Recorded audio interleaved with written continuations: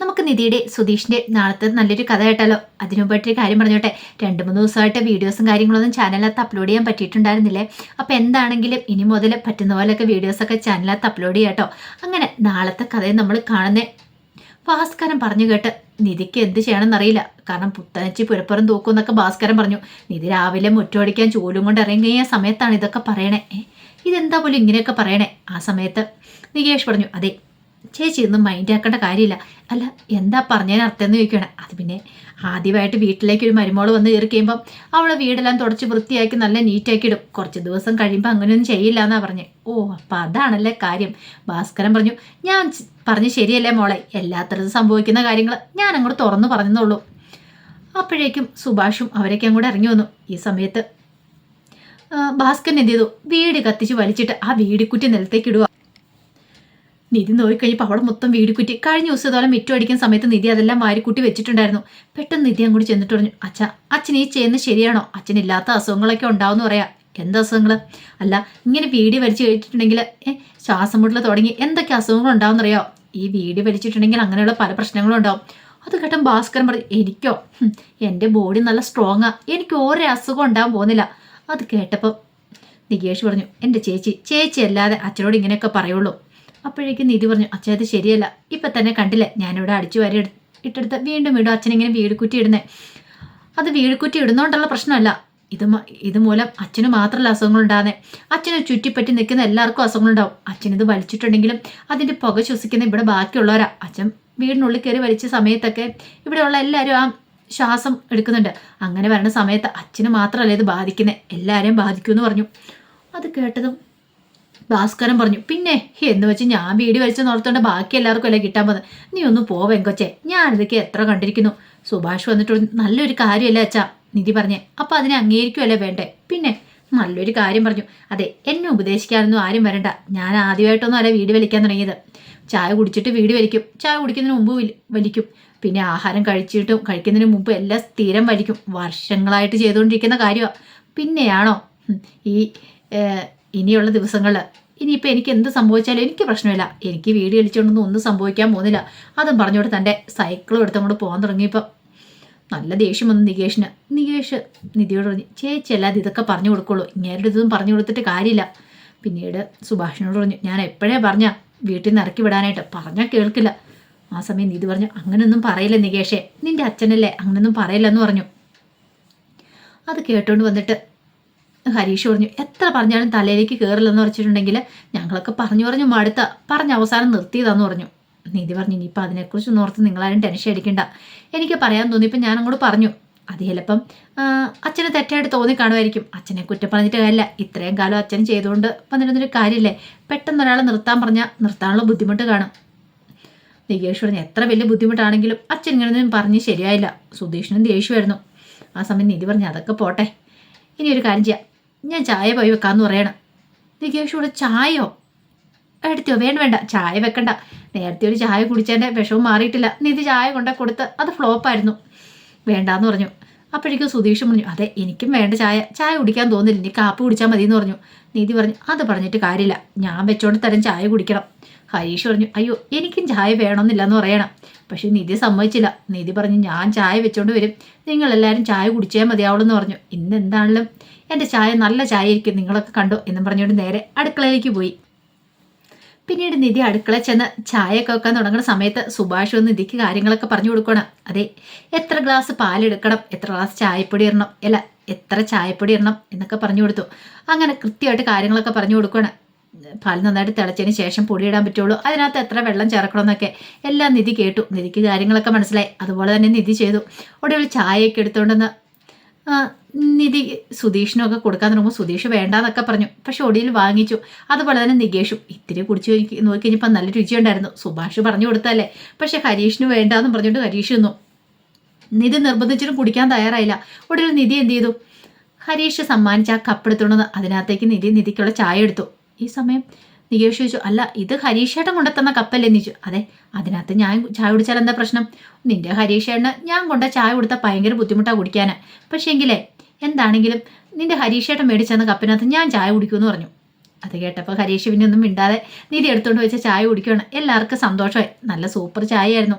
എല്ലാവരും നിധിയെ പുകഴ്ത്തി പറയുകയും ചെയ്തു. ഇതെല്ലാം കണ്ടു കഴിഞ്ഞപ്പം സുഭാഷിനൊരു സന്തോഷമായിരുന്നു. കാരണം ഈ കുടുംബത്തിലേക്ക് വന്നിട്ട് നിധി ആദ്യമായിട്ട് ചായയൊക്കെ ഉണ്ടാക്കാൻ പിടിച്ചു. അത് മാത്രമല്ല ഈ കുടുംബത്തിൽ ഇപ്പോൾ പ്രത്യേക ഒരു സന്തോഷം കാര്യങ്ങളൊക്കെ ഉണ്ടാകുന്നുണ്ട്. ഇതുവരെ ഇല്ലാത്തൊരു സന്തോഷം ഉണ്ടെന്ന് സുഭാഷൻ തിരിച്ചറിഞ്ഞു. പിന്നീട് സുധീഷ് നേരെ പോന്ന് തൻ്റെ ഒരു ഫ്രണ്ടിനെ കാണാനായിട്ടാണ്. എത്രയും പെട്ടെന്ന് നിധിക്കൊരു ജോലി വേണമെന്നും പറഞ്ഞാൽ നിധി ഇരിക്കുന്നത്. അപ്പം തന്നെ ആരുടെയും പറഞ്ഞിട്ടോ അല്ലെങ്കിൽ തൻ്റെ കമ്പനിയിലോ ജോലി കൊടുക്കാമെന്നൊക്കെ വലിയ വീരവാദം മുഴക്കിയിരിക്കുക. പക്ഷെ തനിക്ക് എവിടെ കമ്പനി ഇരിക്കുന്നു. ഒടുവിൽ ഫ്രണ്ടിനെ കണ്ട് കാര്യം പറയണം. എടാ എൻ്റെ ഭാര്യയ്ക്ക് ഒരു ജോലി വേണമെന്നൊക്കെ പറഞ്ഞു. നിന്റെ ഭാര്യയ്ക്കോ? എടാ നീ കല്യാണം പോലും വിളിച്ചില്ലോ, അതോടെ നിന്റെ ഭാര്യയ്ക്ക് ജോലി വേണമെന്നോ? എടാ നല്ല കാലം വരുമ്പോൾ നീ ആരെങ്കിലും വിളിക്കുമോ? എടാ വലിയൊരു വീട്ടിൽ നിന്ന് നീ കിട്ടിയെന്നൊക്കെ ഞാൻ അറിഞ്ഞല്ലോ. എടാ അതൊക്കെ അങ്ങനെ സംഭവിച്ചു പോയി. വേണ്ട നീ കൂടുതലൊന്നും പറയണ്ട. എന്നിട്ടിപ്പോൾ ജോലി വേണമെന്ന് പറഞ്ഞ് വന്നിരിക്കുന്നു. എടാ എങ്ങനെയെങ്കിലും ഒരു ജോലി സെറ്റാക്കി കൊടുക്കടാ, അല്ലെങ്കിൽ ഞാൻ ആകെപ്പാടെ നാണം കെട്ടുപോകും. പിന്നെ എനിക്ക് ജോലിയൊന്നുമില്ല കൊടുക്കാനായിട്ട്. എടാ നിന്റെ ഓഫീസിലെങ്ങാനും എടാ അവിടുത്തെ കാര്യങ്ങളൊക്കെ അച്ഛനാ നോക്കുന്നേ. എടാ നീ ഒരു കാര്യം ചെയ്യുക, എങ്ങനെയെങ്കിലും അവൾക്കൊരു ജോലി കൊടുക്ക്, കുറച്ച് നാളത്തേക്ക് മതി. അവൻ സമ്മതിച്ചില്ല. ഉടനെ പറഞ്ഞൊരു കാര്യം ചെയ്യുക, നീ ഇൻ്റർവ്യൂവിനെങ്കിലും അവളെ വിളിക്കുക.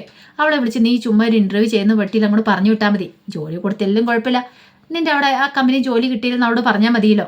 അവർക്ക് ഇഷ്ടപ്പെട്ടില്ല എന്ന്. നീ വിളിച്ചൊന്ന് ഇൻ്റർവ്യൂ ഒന്ന് അങ്ങനെയെങ്കിലും ഒന്ന് എടുക്കുക. അത്രയെങ്കിലും എനിക്കൊരു സമാധാനം ആവട്ടെ എന്നൊക്കെ പറഞ്ഞു. ഒടുവിൽ കൂട്ടുകാരെ സമ്മതിച്ചു. നാളെ 10 മണിക്ക് ഞാൻ അവളെയും വിളിച്ചുകൊണ്ട് വരാമെന്നൊക്കെ പറഞ്ഞു. അങ്ങനെ അവൻ പറഞ്ഞു ശരി എന്നാൽ നാളെ 10 മണിക്ക് കാണാമെന്നൊക്കെ പറഞ്ഞു. സുധീഷിന് സമാധാനമായി. ഇനിയിപ്പോൾ അവൾ തന്നെ സംശയിക്കത്തില്ലല്ലോ എന്നൊരു ചിന്തയായിരുന്നു സുധീഷിൻ്റെ മനസ്സിൽ. ഇതേ സമയം നിധി ക്ഷേത്രത്തിൽ പോകണമെന്ന് പറഞ്ഞു. അങ്ങനെ നിധി ക്ഷേത്രത്തിൽ പോകാനായിട്ട് ഒരുങ്ങിയിരിക്കുകയാണ്. നികേഷ് ആണെങ്കിൽ ഒരുങ്ങിയിട്ടുമില്ല. നികേഷ് 2-3 ഷർട്ട് എടുത്തിട്ടുണ്ട് വരും. ഇത് മതിയോ ചേച്ചിന്നൊക്കെ ചോദിക്കും.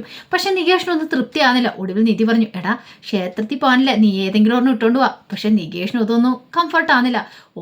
ഓരോന്ന് ഇട്ടുകൊണ്ട് വന്നിട്ട് ഓ ഇത് സെറ്റല്ലെന്ന് പറയും. പിന്നീട് പറയും ഇത് വേണ്ടാന്ന് പറഞ്ഞ് മാറിയിടും. ഒടുവിൽ നിധി മടുത്തു. നിധി പറഞ്ഞു, എടാ നമ്മളിവിടെ അടുത്തുള്ള ക്ഷേത്രത്തിൽ പോകാനല്ലേ. ഒടുവിൽ നികേഷ് വന്നു. ഇത് കൊള്ളാമല്ലേ? കൊള്ളാം, സൂപ്പറായിട്ടുണ്ട്. അന്നൊരു 5 മിനിറ്റ് നിൽക്കാൻ പറയണേ. ഇനി എന്തിനാ? മുടി ചെയ്യണം, കുറച്ച് പണിയുണ്ടെന്ന് പറയണം. അങ്ങനെ കണ്ണാടിക്ക് മുന്നിൽ പോയിന്നു. മുടിയൊക്കെ ചീവി കുറച്ച് പൗഡർ ഇട്ട് ക്രീമൊക്കെ വാരി പൂശുവാണ്. ഈ സമയം നിധി അത്ഭുതത്തോടു കൂടി നോക്കുവാണ്.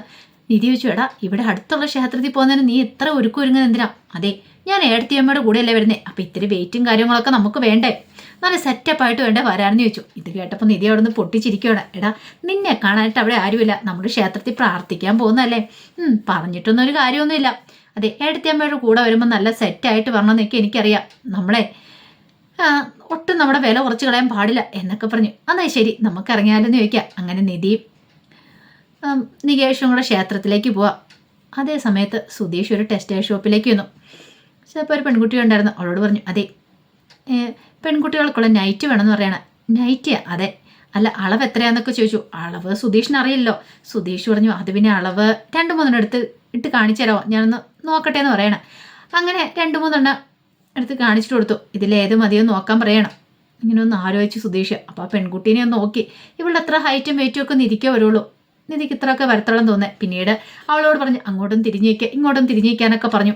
ഒഴിൽ ആ പെൺകുട്ടി ചെന്താ സാറിന് ചോദിക്കുക, അല്ല നിങ്ങളുടെ അത്ര എൻ്റെ ഭാര്യയ്ക്ക് ഹൈറ്റും വെയിറ്റൊക്കെ വരുള്ളൂ, അങ്ങനെയാണ് നിങ്ങളുടെ സൈസിനുള്ള മതി എന്ന് പറയണം. അന്നെങ്കിൽ M മതിയോ സാറിന് ചോദിച്ചു. മീഡിയം വേണം അതേന്ന് പറയണം. ശരി. അങ്ങനെ മീഡിയത്തിലുള്ള കുറച്ച് നൈറ്റ് എടുത്തിട്ടു. അപ്പോൾ എല്ലാം നോക്കിക്കഴിഞ്ഞപ്പോൾ 900 രൂപയൊക്കെ ആവും. അല്ല ഇതിനെന്താ പ്രത്യേകത എന്ന് ചോദിച്ചു. അതെ നല്ല മെറ്റീരിയലാ, ബ്രാൻഡഡ് സാധനമെന്ന് പറയണം. അങ്ങനെയാണല്ലേ, കളർ ഏത് വേണം നോക്കിക്കൊള്ളാനൊക്കെ പറയണം. ആ സമയത്ത് ഹരീഷ് അങ്ങോട്ടേക്ക് വരുന്നത്. ഹരീഷ് 1-2 തോർത്തൊക്കെ മേടിക്കാണ്ട് വന്നാണ്. ഹരീഷിനെ കണ്ടു കഴിഞ്ഞപ്പം സുധീഷ് നോക്കി നീയോ എന്നുള്ള രീതിയിൽ. അപ്പോഴേക്കും അവൾ ചോദിച്ചു, അല്ല സാറിന് എന്താ വേണ്ടതെന്ന് ചോദിച്ചു. തോർത്ത് വേണമെന്ന് പറയണം. തോർത്തോ ഇപ്പം എടുത്തരാന്ന് പറയണം. ഇതൊന്ന് കൊടുത്തോട്ടെ എന്ന് പറഞ്ഞു. സുധീഷ് പറഞ്ഞു വേണ്ട തോർത്ത് എടുത്ത് കൊടുത്തിട്ട് ഈ തന്നാൽ മതി എന്ന് പറയണം. അങ്ങനെ ഹരീഷിനോട് തോർത്തിൻ്റെ വിലയൊക്കെ ചോദിച്ചപ്പോൾ ഹരീഷ് പറഞ്ഞു ഒരു 100 രൂപ താഴെയുള്ള തോർത്ത് മതി എന്ന് പറഞ്ഞു. തോർത്ത് 1-2 മേടിച്ചു. ആ സമയത്ത് സുധീഷ് പറഞ്ഞു, അതെ ഇവൻ്റെ ബില്ല് കൂടെ കൂട്ടി എൻ്റെ കൂടെ അന്നൊക്കെ ഞാൻ പേ ചെയ്തോളാം എന്ന് പറയണം. അങ്ങനെ നൈറ്റിയുടെ ബില്ലും തോർത്തിൻ്റെ ബില്ലും ഒക്കെ സുധീഷ് പേ ചെയ്യാൻ തുടങ്ങണേ. പിന്നീട് ഹരീഷിനോട് പറഞ്ഞു, കണ്ടില്ല നിനക്ക് വേണ്ടി ഞാൻ തോർത്ത് 2 വാങ്ങി തന്നേന്നൊക്കെ പറഞ്ഞു. അത് കേട്ടപ്പം ഹരീഷ് വിട്ടുകൊടുക്കുക. ഹരീഷ് പറഞ്ഞു, നീ കൂടുതലൊന്നും പറയണ്ട, നിന്റെ കല്യാണത്തിന് വേണ്ടി കുറേ പൈസ ഞാൻ ചിലവാക്കിയതാ, എന്നിട്ടാണ് 2 തോർത്തിൻ്റെ കണക്ക് പറയുന്നതെന്ന് ചോദിച്ചു. ആ സമയം സുധീഷ് പറയാ എന്തായാലും ഇത് ഇത്രയൊക്കെ ആയതല്ലേ, ഒരു കാര്യം ചെയ്യുക, നീ പോകുന്ന വഴിക്ക് എന്നെ ആ വീട്ടിലേക്കൊന്ന് ഡ്രോപ്പ് ചെയ്തേരെ, എനിക്ക് വണ്ടിയില്ല എന്ന് പറയണം. അത് കേട്ടപ്പോൾ ഹരീഷിന് ദേഷ്യം വന്നു. എന്താന്ന് വെച്ചാൽ വന്ന് തൊലയാനൊക്കെ പറയാം, അല്ലെങ്കിൽ തന്നെ ഹരീഷും സുധീഷും കൂടെ നേർക്ക് നേരെ നോക്കിയാൽ അടിയാണ്, രണ്ടുപേരും കൂടെ ചേരത്തില്ല, എപ്പം നോക്കിയാലും വഴക്ക് മാത്രമേ ഉള്ളൂ, അങ്ങനെ ഒരുമിച്ചൊരു സ്ഥലത്ത് പോവാറ് പോലുമില്ല. ആ സമയത്താണ് ഹരീഷിൻ്റെ വണ്ടിയുടെ പുറകെ സുധീഷ് കയറാൻ പോകുന്നത്. പിന്നെ നിവൃത്തിയില്ലാത്തതുകൊണ്ട് ഹരീഷ് സമ്മതിച്ചാണ്. ഇതേ സമയത്ത് നികേഷും നിധിയും കൂടെ ക്ഷേത്രത്തിലേക്ക് പോകുന്ന സമയത്ത് നിധി ചോദിച്ചു, അല്ല നമ്മൾ തൊട്ടടുത്തുള്ള ക്ഷേത്രത്തിലേക്കാന്ന് പറഞ്ഞല്ലോ, എവിടെയാന്ന് ചോദിക്കുകയാണ്. അതെ, ഇവിടെ തൊട്ടടുത്ത് ഒരു ക്ഷേത്രമുണ്ട്, ഒരു മുരുകൻ്റെ ക്ഷേത്രം, ഭയങ്കര ശക്തിയുള്ള ക്ഷേത്രമാണെന്ന് പറയണേ. ശക്തിയുള്ള ക്ഷേത്രം അതിനെ അവിടെ എന്ത് പ്രാർത്ഥിച്ചാലും അതൊക്കെ നടക്കുമെന്ന് പറയണേ. സത്യമാണോ നികേഷ് നീ പറയുന്നത്? വെറുതെ കള്ളത്തരം പറയില്ലെന്ന് പറഞ്ഞു. ഞാൻ എന്തിനാ അടുത്തമ്മയോട് കള്ളത്തരം പറയണേ? സത്യമാ, കഴിഞ്ഞ പ്രാവശ്യം ഞാനവിടെ പോയി ഒരു കാര്യം പ്രാർത്ഥിച്ചായിരുന്നു. എന്ത്? എൻ്റെ ചേട്ടൻ്റെ കല്യാണം നടക്കണമെന്ന്. എന്നിട്ടോ? പക്ഷെ കല്യാണം നടന്നു. ഏത് ചേട്ടൻ്റെ പേരാന്നുള്ള കാര്യം ഞാൻ പറഞ്ഞില്ല. രണ്ടുപേരുണ്ടല്ലോ, അതിനകത്ത് സുധീഷേൻ്റെ കല്യാണം നടന്നേ. ഞാൻ സുഭേഷേൻ്റെ കല്യാണം നടക്കാനാണ് പ്രാർത്ഥിച്ചേ, പക്ഷെ നടന്ന സുധീഷേൻ്റെ കല്യാണം. എന്തായാലും കല്യാണം നടന്നല്ലോ എന്ന് പറഞ്ഞു. അത് കേട്ട് കഴിഞ്ഞപ്പോൾ നിധി ഒരു അത്ഭുതത്തോട് നികേഷിനെ നോക്കി. എന്നിട്ട് ചോദിച്ചു, നമ്മൾ എന്ത് പ്രാർത്ഥിച്ചാലും നടക്കുമെന്ന് ചോദിച്ചു. നടക്കും, ഉറപ്പായിട്ടും നടക്കും. അല്ലെങ്കിൽ ഏടത്തിയമ്മയ്ക്ക് വിശ്വാസം വരുന്നില്ലെങ്കിൽ ഏടത്തിയമ്മ ഒന്ന് പോയി പ്രാർത്ഥിച്ചു നോക്കാൻ പറയണം. അപ്പോഴേക്കും നിധിക്ക് തോന്നി കുറേ കാര്യങ്ങൾ പോയി പ്രാർത്ഥിക്കണം. അങ്ങനെ ഒരു ചിന്തയോട് കൂടിയിട്ടാണ് നിധിയും നികേഷും കൂടെ ക്ഷേത്രത്തിലേക്ക് അങ്ങോട്ട് പോകുന്നത്. അപ്പോൾ അതിൻ്റെ വിശേഷങ്ങളൊക്കെയാണ് കാണുന്നത്. ആ വിശേഷങ്ങൾക്കായി നമുക്ക് എല്ലാവർക്കും കാത്തിരിക്കാം കേട്ടോ. ഒരിക്കൽ കൂടി എല്ലാവർക്കും ശുഭരാത്രി നേർന്നുകൊണ്ട് നിർത്തുന്നു. നന്ദി.